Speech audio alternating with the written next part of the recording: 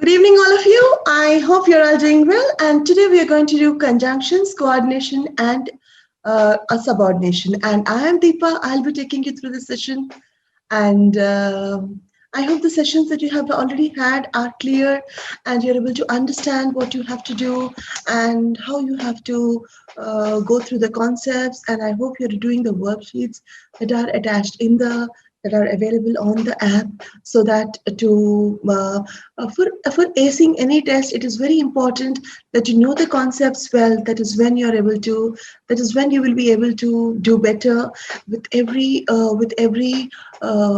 question on the worksheet. You'll be able to clear off all your doubts on the questions, on the concepts, and then you'll become better. And that is how you're going to ace your 400 on 400 on the SAT test or on the English test on the ACT.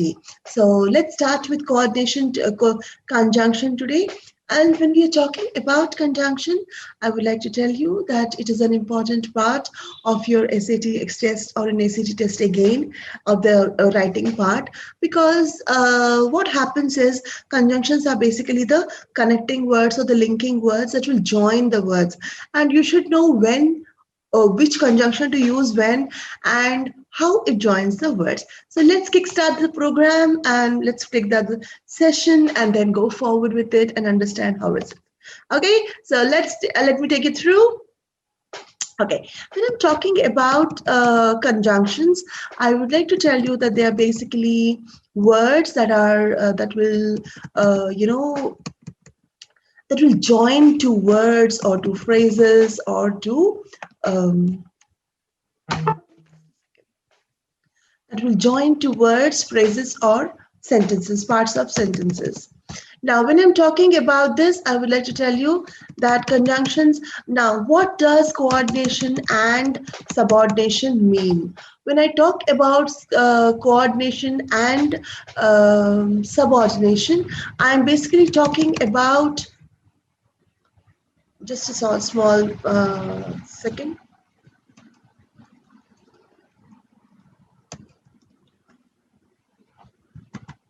Yeah. Okay, so where do we use coordinations and where do we use subordinative conjunctions? So let's just go through what are conjunctions and what are coordinations and subordination, and then I will tell you where to use what. And when I'm talking about conjunctions, I would also like to tell you about the simple sentences, the complex sentences, and the compound sentences. This will help you understand when to use what. Now, when I'm talking about a simple sentences are basically sentences without much, conjunctions or linking words. They are simple sentences like, he has a car or stuff like that. When we are talking about compound sentences are basically two independent sentences that can stand on their own, and then they are basically joined with coordinate conjunctions, which I'll show you what coordinate conjunctions are. And then we have third type, that is the complex sentences, where you will understand about there would be one independent clause and there will be one dependent clause, and then we'll be adding that with a subordinate conjunction. Okay, so this is just a preface of why we are going to use which conjunction and why not all the conjunctions in everywhere and stuff like that. So let's get start, and then slowly you will understand it better. Okay, so conjunctions are basically used to join clauses, phrases, and words together in constructing sentences. They make a link between or among the words or groups of words to other parts of the sentence and show a relationship between them or among them. Yeah. When we're talking about a link between words or groups of words to other parts of the sentences and show a relationship, they basically either they coordinate with each other or they subordinate with each other to create a better link. Okay, So here are some examples that I will show you, and I would like to show you that how they can change the meaning of the sentence. Now, for example, in this sentence here, I'm talking about Alex and Robin. Alex and Robin, who are playing together, and Alex and Robin. So and is basically joining both the words Alex and Robin. Okay, let's go to the next option. Alex plays well, but Robin plays better than him. Now here also I'm using, now when I'm using the up conjunction and, I'm basically adding two positive things or two similar things on the list, like Alex and Robin, they're two boys, or they could be a boy and a girl or anything. But in the second section of the sentence, when I'm saying that, you will see that Alex plays well, but Robin plays better than him. In this case, I'm using one positive sentence and one negative sentence. If not negative, I'm comparing between two different people. The next one is I play cricket and Robin plays football. Here we are adding two different sentences. I mean, I play cricket is an independent sentence, and Robin plays football is an independent sentence, and I am adding both these sentences using an and. Now here I'm going to talk about, when I'm talking the fourth sentence, here I'm using when he was sick, I went to see him. Now in this case, we basically are talking about the first one, when he was sick. So what? Right? So that was the dependent clause. When he was sick, I went to see him is an independent clause that is basically trying to show that, when he was sick, when I'm saying this, you will see that I'm talking about something. I went to see him, and this is a dependent clause, and the next part of it is an independent clause. Clear? So this is what I wanted to say when I said simple sentences, complex sentences, and compound sentences. This is exactly what I wanted to say is that, in the first part of the sentence, you will see that I used a conjunction and. This and is basically, joining two independent subjects, Alex and Robin. In the second sentence, I am using but. This is basically comparing two different things, that is Alex and Robin on the same level. So that is a comparison. And in the third sentence, you will see that again I'm using an and, that is basically joining two independent sentences like I play cricket or Robin plays football. These are basically two different independent sentences that are basically joined within conjunction and. You also see a comma there. Whenever you join two independent sentences, these are basically independent sentences I was talking about. And whenever you join two independent sentences, you have to join them with a comma and an and. This is not a punctuation session, definitely. But tomorrow we are going to do the punctuation session. But this is very important to understand that whenever you're adding two independent sentences, you need a comma and an and, or whatever kind of an conjunction that you would like to use. I would also tell you what kind of conjunctions you can use. Okay, the last one, when he was sick and I went to see him, it is basically the first part of the sentence is basically a dependent clause because it cannot stand on its own. And the second part of the sentence is basically a independent sentence because I went to see him is independent and it has its. What does an independent sentence mean? I would like to tell you. An independent sentence means where you have a subject, you have a verb, and you have an objective. Okay, so what is a dependent sentence? The dependent sentence will have its subject and object or its verb, but still without the next part of the sentence, the first part of the sentence cannot stand on its own. Let us see how. I said when he was sick is an dependent clause. Now, why is it dependent? When I said when he was sick, so what? Right? So I need the answer for that question. I need the answer for that clause that I have given. So therefore, if I don't give the answer, that is a depend. If I don't have the answer in the first part, that is basically an dependent sentence. And I went to see him does not it stands on its own. It does not depend on anything. I went to see him. Doesn't it sound independent? Yeah. But when he was sick, comma, I went to see him. This is how you're going to do this is basically a complex sentence I was talking about. I told you regarding the simple sentences, compound sentences, and complex sentences. We will be doing this again in the sentence boundaries or where we will explicitly discuss about the conjunctions. But this is basically a basic conjunctions class, so you would be learning a part of it in this too. Okay, so let's go forward with the types of conjunctions that we have. We have the coordinative conjunctions, coordinating conjunctions, we have the correlative conjunctions, and the subordinating conjunctions. We are going to use the coordinative conjunctions with compound sentences.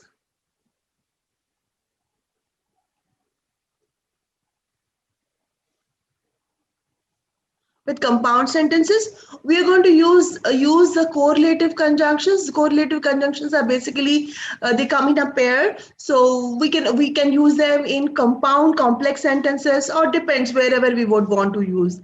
But subordinating conjunctions we are going to use only in complex sentences. Okay, so let's see what they are and how they work. Let's go forward with it. Okay, now when we're talking about this, see, this is the picture that I would like to share with you when I'm talking about conjunctions. Coordinating conjunctions are like the joined to nouns. See the words there at the end. When I'm showing you here, you will see these are the words that we use when we're talking about the coordinative conjunctions. And this is how it is used. When we're talking about the coordinative conjunctions, they're basically they add to nouns, or they add to adjectives, or they add to names on a list. Now that they are nouns, and they add to she's bold and beautiful, they add to adjectives, nouns, she loves playing and singing, to gerunds. So different kind of conjunctions, I mean different types of words they join. But in the subordinating conjunctions, you will see that they basically add a main clause and a subordinate clause.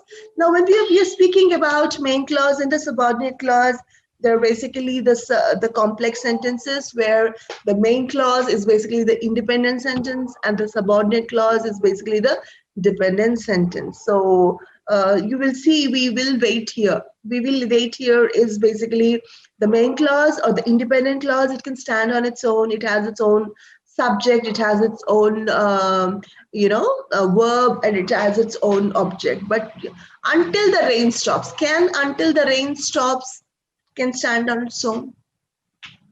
No. Until the rain stops, it does not stand on its own. The rain stops, so you cannot make it stand on its own until and unless you have the first part of the sentence. That is what a subordinate conjunction, the name itself says subordinate. Great. Right. So let's go to the next part of the sentence, the conjunction. They are the correlative conjunctions.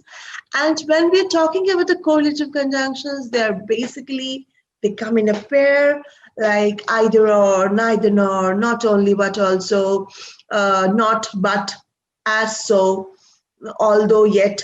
They come in pairs. Some of them are mostly used and some of them are rarely used, but they still come in pairs. That is what is more important.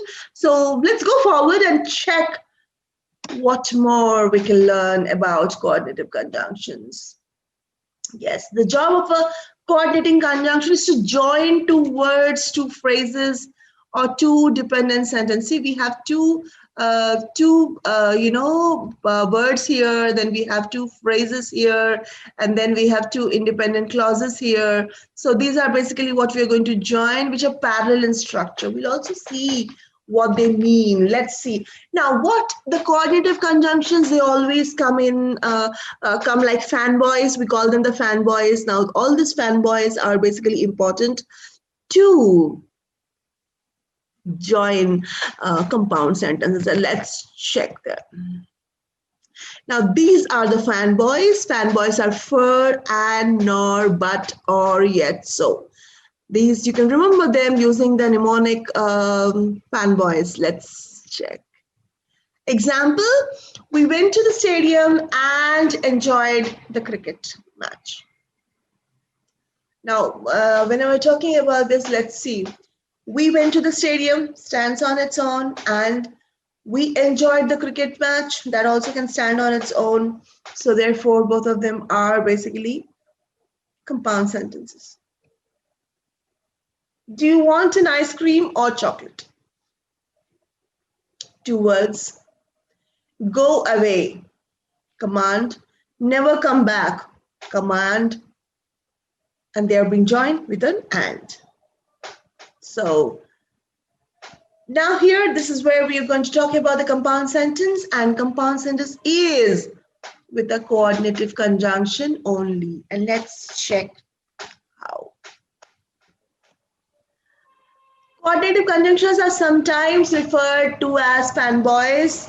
Notice that you will need a comma with a coordinative conjunction. In this sentence, I have intentionally not shown you using a comma because I would want to show you the reference in the next sentence. So please don't get confused. Okay, so let's go forward. See the abbreviation of fanboys. For he could not go home, for he had no place to go. Now let us divide the sentences, remove the conjunction and try to let them stand on its own. He could not go home. You have a subject there, you have a verb there, and you have an object too. He had no place to go. You have a subject there, you have an verb there, and you have an object too. So they are basically two independent sentences. They're two compound sentences, and they are being joined using a comma and a coordinate conjunction for. Let's go to the next line. I took a taxi, independent sentence. She drove home, independent sentence. See, we are adding both the sentences using a comma and an and. Let's go to the next one. He didn't want help, independent sentence, nor did she offer it. Did she offer it? Is again independent sentence, and they are all coordinating each other with a comma and a nor. Let's go to the next one. I wanted to go late, independent sentence. She wanted to go on time, independent sentence. We are connecting them with a coordinative conjunction, but.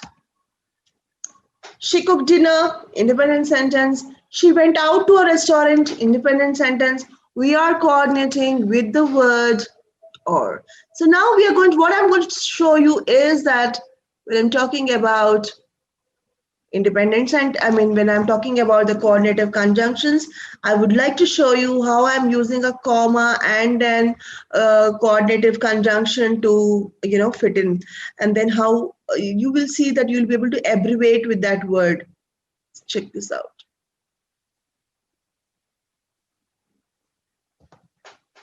Let's go to the next question, next line. She owned a car, independent sentence, yet is here again. This is the coordinative conjunction that I'm talking about. Yet she did not know how to drive it. She did not know how to drive it, can stand it on its own. She owned a car, can also stand on its own. Let's go to the next sentence. She had to go, so. Now, she called a friend to drive her. That can also stand on its own. So therefore, so is the coordinative conjunction. See. And see the fanboys here. You have this.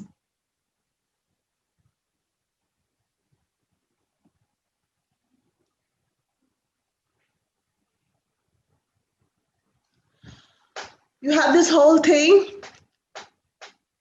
Remember this. This is basically mnemonic. You can use that and you can by heart it. And whenever you find these words in a sentence, understand that they are basically compound sentences. They're basically compound sentences. Clear? Whenever you find these words, they're basically compound sentences, and always don't forget to put a comma before using this word. Okay, so let's go forward. So the key points are: don't use a comma with a coordinative conjunction that joins two words. It could be two nouns, two adjectives. Don't use a comma there if there are only two. If it is more than two, you should use it. But if there are only two, don't use it. Don't use a comma with a coordinative conjunction in a list of three or more items unless you are an American or Sunday studying at Oxford. Yes, we are writing the SAT test or the ACT test. It's an American standardized test, so therefore we should be using it. Okay, let's go forward. Yeah, sometimes British the way of format of writing does not take it, but American format does take. So let us go forward with that. Break both of the rules above if using or omitting a comma makes the text clear. Now, this does not apply to your SAT or ACT test. It applies to people who are basically writing and they want to make a career in writing. Use a comma before a coordinative conjunction that joins two independent sentences. You've already discussed this. Let's go forward. You can start a sentence with a coordinative conjunction and you can put a comma after it if you want a pause. But don't start a sentence with a coordinative conjunctions too often. It gets annoying. Yeah. Because I was sick, I could not come to college.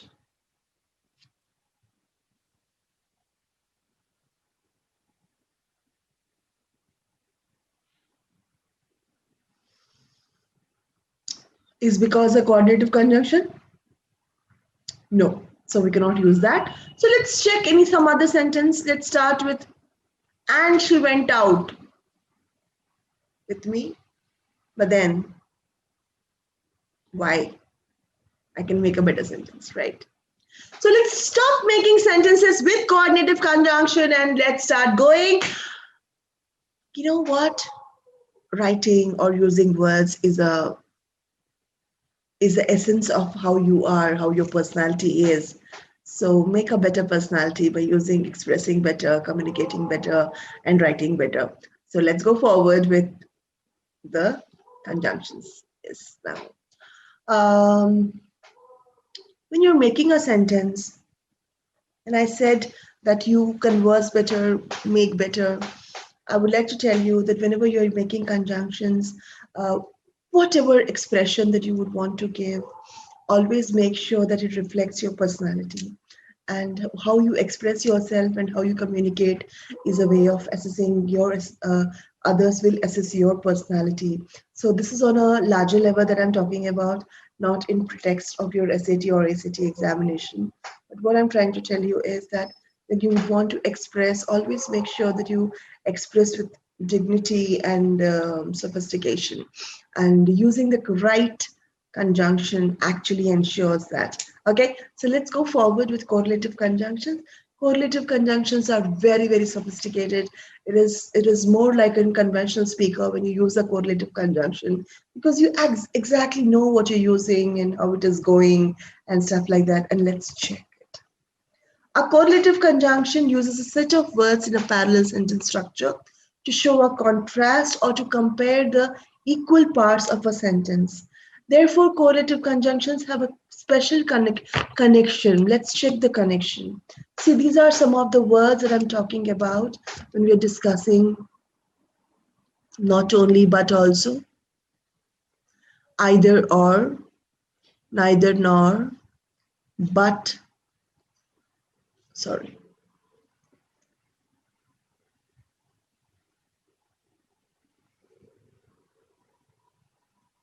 But and, not but, whether or. Now these words basically show how to relate two different parts of a sentence. Let's check this. The most commonly used paste are either or, neither nor, and not only but also. So let's check them out. For example, either Rita or Sam will be joining us for dinner. Neither Rita nor Sam will be joining us for dinner. Not only did Rita confessed not only her mistakes but also her intention behind it. So we are going to use it somewhat like this. Let's see the examples.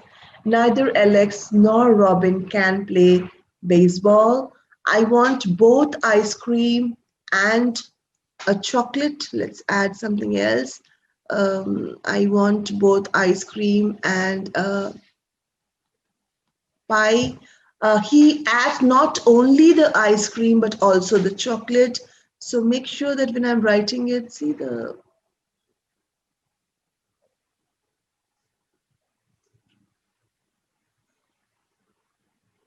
correlative conjunctions.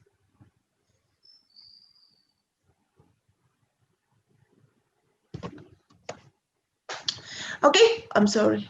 So these are basically the correlative conjunctions. You can beautifully gel them together in a sentence without just making any any effort.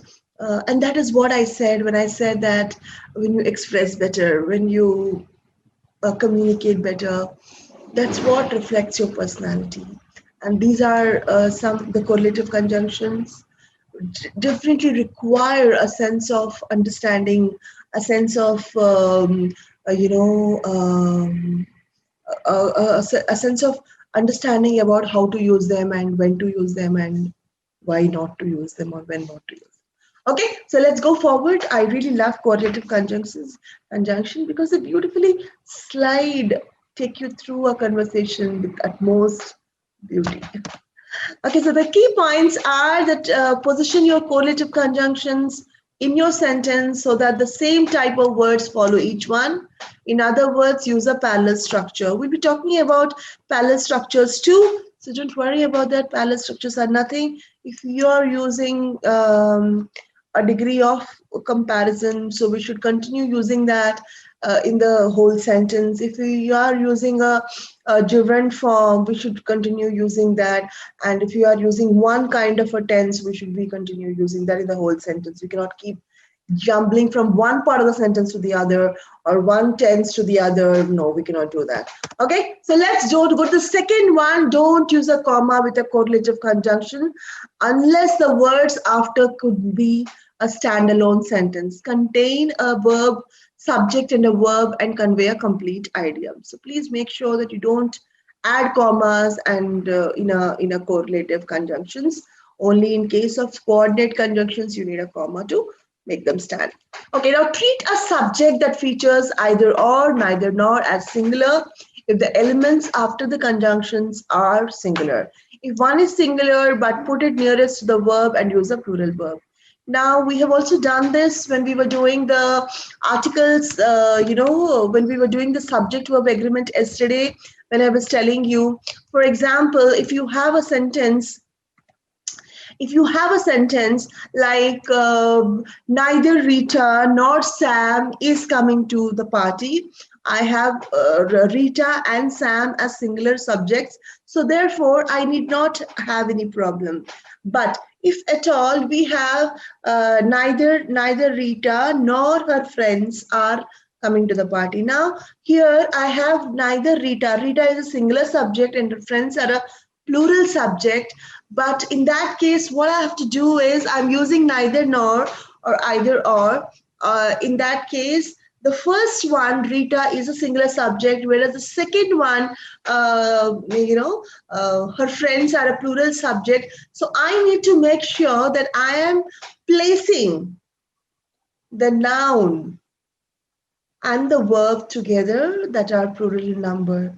And if I want to put Rita, neither her friends nor Rita, then I have to use a singular verb and not a plural verb. So I need to make sure that if anyone is plural, I have to put it nearest to the verb and use a plural verb. So always ensure that you write it like this: neither Rita nor her friends are coming, rather than using Neither her friends nor Rita is coming to the party. It would be better because we already have one singular verb and one plural verb, and we need to accommodate both of them. We just can't accommodate just one. So make sure that if you have two subjects, that one is singular and one is plural, make sure you write the plural one nearest to the verb. That will definitely sound the sentence right. Okay, so let's go forward. Don't use a negative sentence with neither or nor, otherwise you will create a double negative. Yes. Neither did she know singing, and or she does not know dancing. Don't create this kind of sentences. They are very messy and they will only complicate things further if you are trying to use it that way. Okay, so let's go forward with coordinative conjunctions. When we're talking about coordinative conjunctions are basically, they are used with complex sentences and they're also used with complex compound sentences. We learn about complex compound sentences in later sessions. Complex compound sentences are basically where you can add two independent clauses and you can add one or more dependent clauses. They're basically complex, I mean, very long sentences that you will encounter in your SAT or your ACT examinations, in your tests. So I just told you about simple sentences, compound sentences, and complex sentences. But now I would also like to introduce you with compound complex sentences. Compound complex sentences means what is the quality of the compound sentence? Quality of the compound sentences, they add two independent sentences. What are independent sentences? Independent sentences are clauses that can stand on its own. What does it mean when I say they can stand on its own? That means they have a noun, they have a verb, and they have an object too. Even if they don't have an object, they still have their own subject and their verb. What is a dependent sentence? Dependent sentence is something that cannot stand on its own. What do I mean by not able to stand on its own? That means somewhere it is dependent on somebody else, something else. Okay, so that's about it. Let's kickstart with subordinating conjunctions. Let's go forward. Now, subordinative conjunctions basically joins elements of an unparalleled sentence. Now, these elements are usually a dependent clause and an independent clause. By this time, I have already reiterated it, that what is an independent sentence, what is a dependent sentence, and how they join. So I don't think it should be a problem, and let's go forward. So the mostly commonly used subordinative conjunctions are, these are the words that we actually use. These are basically the words that we actually use. So please ensure that you know them. Make sure that you know them. Okay, so after, how, than, when, although, if, that, where, as, in order that, though, which, as much as, in as much as, unless, while, because, provided, until, who, whom, before, since, what, whoever, and whomever. These are all the words that you would be using quite often, and there are more too which we don't use. Let's go forward. Let's check if we can add some more while we go forward. Okay, you also have words even though, and besides, there are so many words that you could be using. So let's go forward. Let's take a look at the examples. Before we left home, I had my breakfast. Provided they come, we can start class on Tuesday. When he was washing my car, I went to the store. Now see what is being added before to make sure it is a subordinate conjunction. Subordinate. So something is subordinating. We said coordinate. That means they are equal sentences. Subordinate. That means one is a independent sentence and the other one is a sub or a dependent sentence. Okay, so we are adding words with before here. We're adding words with provided. We're adding words with when.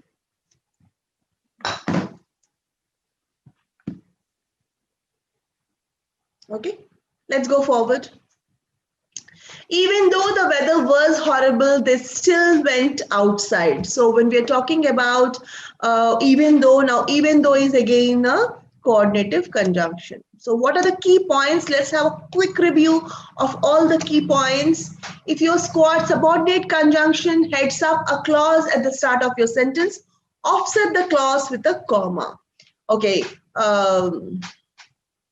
whenever you start a sentence with a subordinate conjunction, after that sentence is over, you have to put a comma and then you have to start the independent sentence. When I was sick, she took care of me.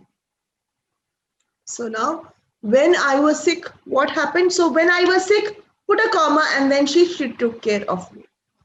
Okay, let's go to the next key point. If your subordinate conjunction heads up a clause at the back of your sentence, don't use a comma unless you want a pause for effect, like this one. Like what?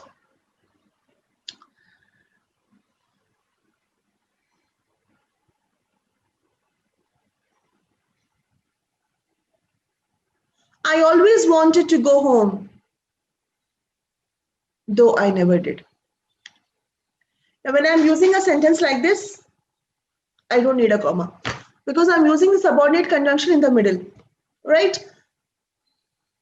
Although I always wanted to go home is a standalone sentence, it can stand on its own, though I never did. So, though I never did is basically a subordinate conjunction, and therefore I don't require a comma before though. But when I say, though I've always wanted to go home, I never did. Now when I'm using though in the beginning of the sentence, I will always put a comma with that independent sentence and then I will start an independent sentence or a main clause.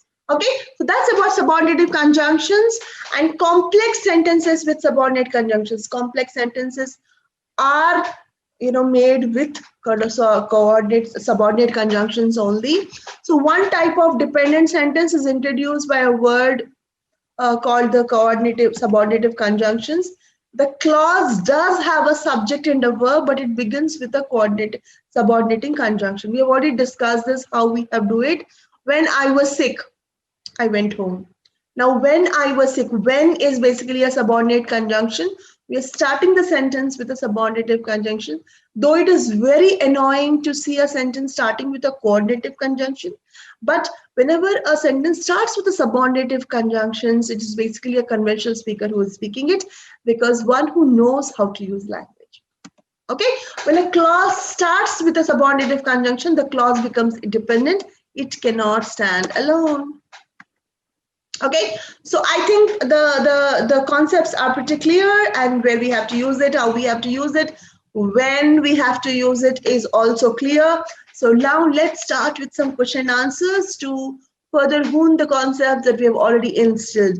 Let's start. Now you'll find these questions on the app, so you can just go there and check it out, or you can be with me and we will do the question answers together. Let's start. Desmond stopped running toward the startled woman until he realized she was not his mother. Now you have 30 seconds to answer each question, and let's see the options.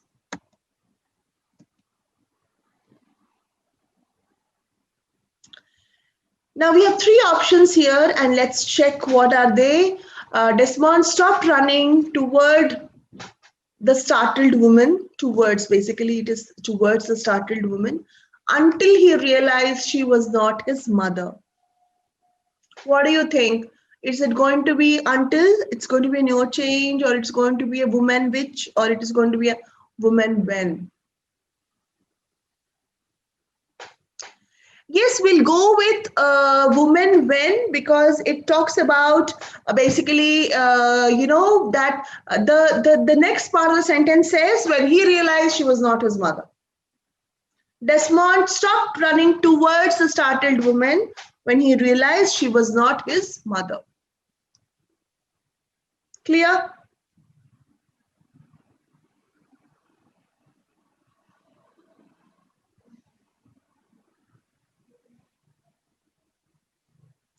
Let's go forward. Franklin struggled with French pronunciation, so his professor suggested he watch French movies to become more familiar with the sound of the language.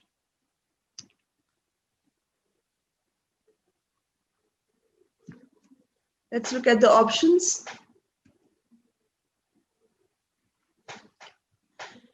Now here we need to understand Franklin struggled with French pronunciation, right? That is the first thing. So he needed help. So his professor suggested that he watch French movies to become more familiar with the sound of the language. Now, this is a cause and an effect. So what do you think? Do we have to change the so? Or let us look at the other options too. Can we use because there? We cannot use because there.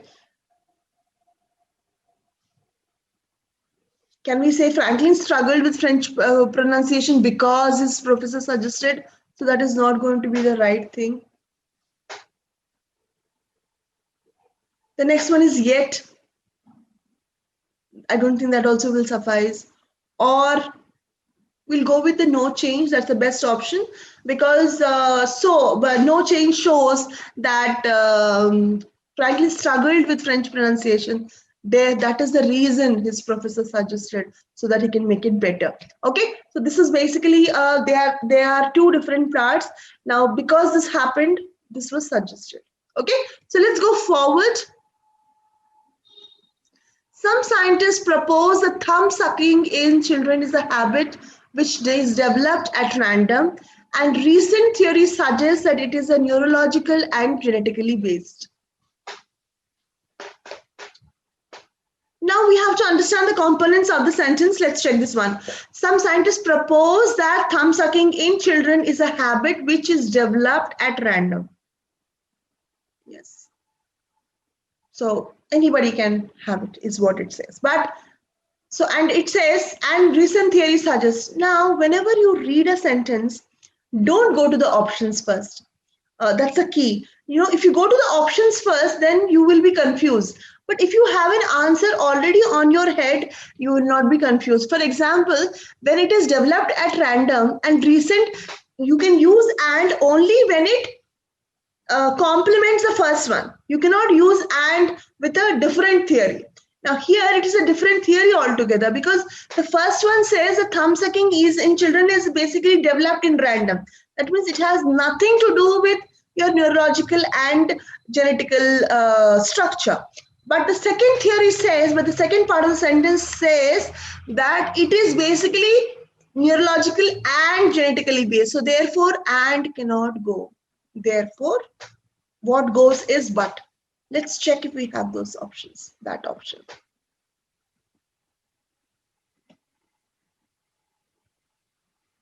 We have the option C where it says random, but recent theory says. So the answer for question number 3 is C. Let's go to the next question.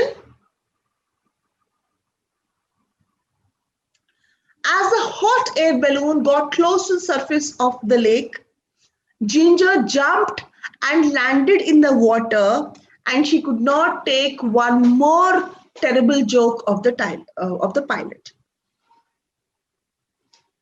Now, do you think and will go with it? Is the second part of the sentence complementing the first part? No, right? So let's see what is the option. What are the options?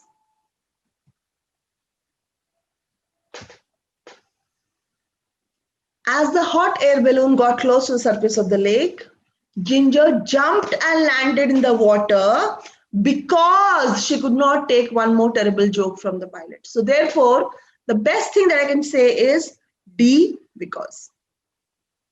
But will not go, whereas will not go. The best one that can go is and does not suit it at all. So no change cannot be the answer. So therefore, D is the best option.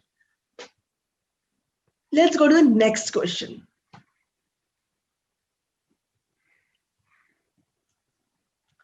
When surfing, I don't wear shiny jewelry or bright colors since I don't want to attract sharks. Sounds well. Let's check the options.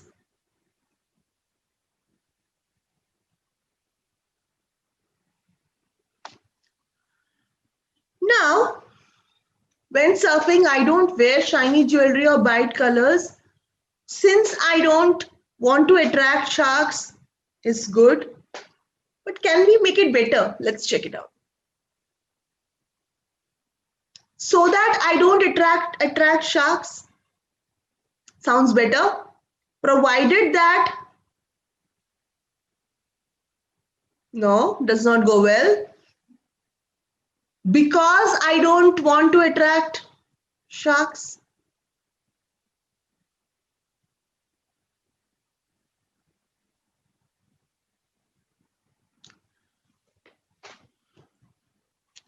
The best thing that can go with this is basically since is absolutely fine, right? Because is also fine, but what is better is what it matters.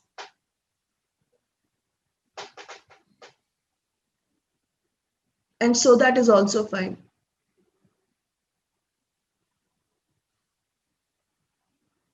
We'll go with D. D is better. Since is fine, but since talks about some point, we are not making a point here. We don't have a point there. So we are going to say that I don't wear, because see, this is a question and answer thing. I don't wear shiny jewelry. Why? Because I don't want to attract sharks. This is more better than the other options. That's the reason we are going to check with fifth one, D. Let's go to the next question. Bethany does not like any animals with scales since she does have an affinity for snakeskin shoes. Again here, what do you think should be the right answer? Because she does have an affinity for snakeskin shoes. That sounds better. But here, because is a compound sentence and because is a subordinate conjunction, but Bethany does not like any animals with scales is an independent sentence. She does have an affinity for snakeskin shoes is an independent sentence. Therefore, we have a comma there also. So therefore, we need to understand and respect the concept that it is basically a compound sentence. And since is not a word that goes with a compound sentence, so therefore we need something in the fanboys that can go here.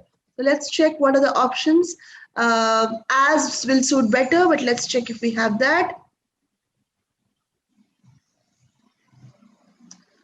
And does not go. We'll go with but. Bethany does not like any animals with scales, but she does have an affinity for snakeskin shoes. Now here we are going to use but because we are saying there are two independent sentences and we are, because one is a positive one and the other one is a negative one. So therefore but will suit the best. So therefore for the sixth question, D is the best option. As a cat lover, Hadley visited Japan to explore the city's cat islands, now where cats outnumber human residents 6-1. So here, as a cat lover, Hadley visited Japan to explore the country's cat island, where. Now we are talking about a location and where suits perfectly well. So I don't think we require an change, but let's check if we have a better option. No change, although, but, wherever. No. We'll go with seventh question A, question answer number A, because that sounds appropriately the best. That sounds appropriate. Let's go to the next question. Justin refuses to continue the family legacy of bull riding unless the rodeo judges permit her to ride the same size bull that her father rode.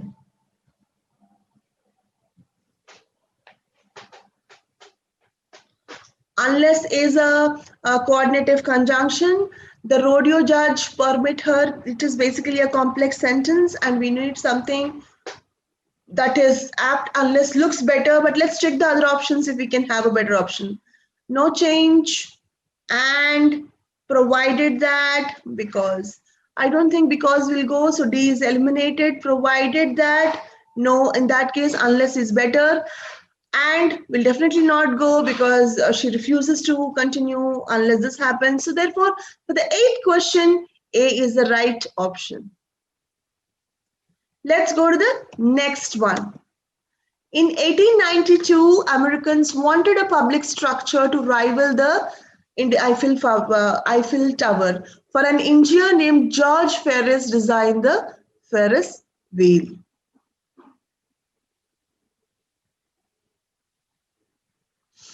Let's check. Does Fur go well with this? In 1892, Americans wanted a public structure to rival the Eiffel Tower. It's an independent sentence.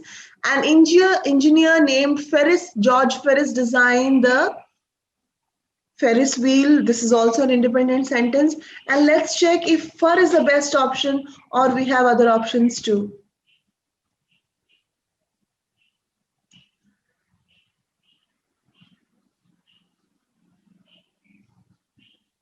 Now here, no change can be an answer.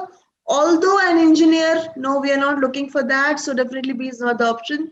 So an engineer named George Ferris designed the Ferris wheel. This sounds better because they were looking for a public structure to rival the Eiffel Tower. So an engineer named George Ferris designed the Ferris wheel. So this is basically a comparison. So therefore, so is better or will definitely not go. So therefore, we'll go with ninth question, option number C.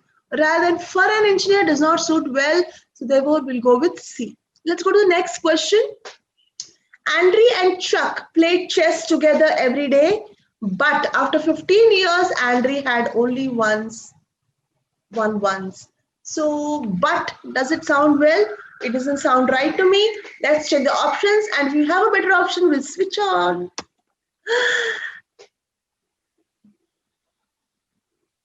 B does not go well, whereas for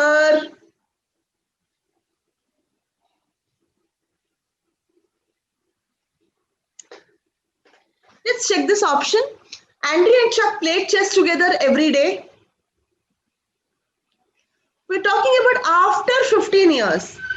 So we are not talking, we are saying that every day though they won, Andre had only won once. So during this 15 years, he was not saying, we have an preposition that says after 15 years.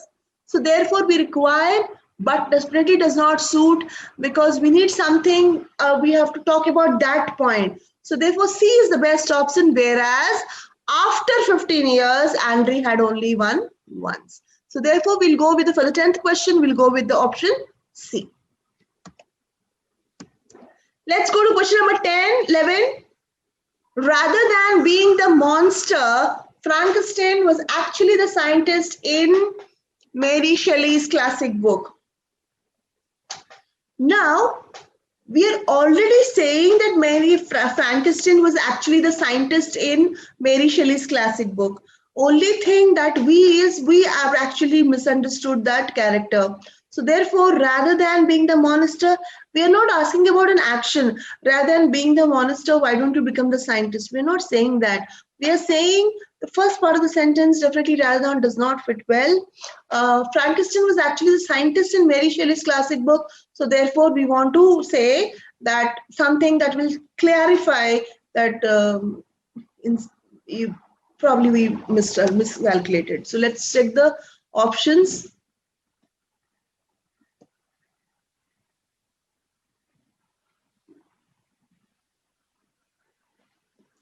Besides being the monster, no. In spite of being the monster, in addition to being the monster. Okay, so here, no change is the best answer. I'll tell you why. Because we have actually miscalculated and we have made him the monster, but actually he's the scientist. So therefore, A is the best option, no change. Because besides being the monster, Frankston was actually the scientist. No, we are not talking about besides, I mean, he's not both. In spite of, definitely does not go. In addition to, no. So we'll go with the no change, and that is the best option. So here we want to say that he's basically the scientist, but we have miscalculated. Let's go to the next question. It is before the Declaration of Independence was endorsed on 4th July of 1776. It was not actually signed until August 2nd. So here we read something that will say though the Declaration of Independence was endorsed, or although, something like that. So let's check. Before, definitely will not go with it. So let's check what goes. Let's look at the options. We have the options. So that's what I'm saying. If you have the answer in your head, I would like to tell you something that I don't look at the answers, and I just ask my person to make these questions, so that it gives me some thought for my mind to think over. So I don't definitely look at the answers, and or do I have some answers here along with me right now beside me to look at it. So basically they are not something that I'm carrying with me. So they are as fresh and new to me as much as it is to you. So that's why I say always have the answers in your mind, and if that is what you're looking for and you get it, that is definitely the obvious option or the best option. So therefore, please make sure that you always, whenever, stop looking at the options, rather look at the question and imagine where it could have gone wrong. So therefore, for the question number 12, D is the best option. Whereas it may not be the longest in history, one 2010 traffic jam near Beijing, India lasted for 12 days, China lasted for 12 days and spanned 62 miles. Now here, no change can be an option, considering no, where, let's check, although. Although it may not be the longest in history, one 2010 traffic jam near Beijing, China lasted for 12 days and spanned 62 miles. Rather than using an although, we can also keep no change as an answer, because whereas it may not be, it does not sound wrong. So therefore, we'll go with option number A. Let's go to the next question. The Mayflower Impact was signed on November 11th, 1620, or established a formal declaration of their intent for settling the new land. Now here, or does not go well. You have a comma also, so it requires a coordinating conjunction, and I suggest end is the best one. Let's check if we have the end. Yes, we have the end. So 14th question, B is the best option. Let's go to the last question of the day. Yasser wanted to attend the lock-in laser tag party hosted by his school. Furthermore, his parents did not think it was a good idea. Furthermore is always used when there is something to add, So furthermore definitely is not the option. But his parents, that all sounds better. Something like that. However, is the best option here, because he thought something and these people thought something. So there is basically a contrast. So however is the best option, because furthermore, additionally, moreover, all the three are synonyms. So the best option is B. So this is about conjunctions, coordinating and subordinating conjunctions, and question and answers, which has tried to make your concepts better. So I hope this session was useful and informative, and you would be able to use these concepts in your SAT or your ACT writing part of your examination. All the very best. Thank you so much. I hope this was a good session. Thank you. I enjoyed this.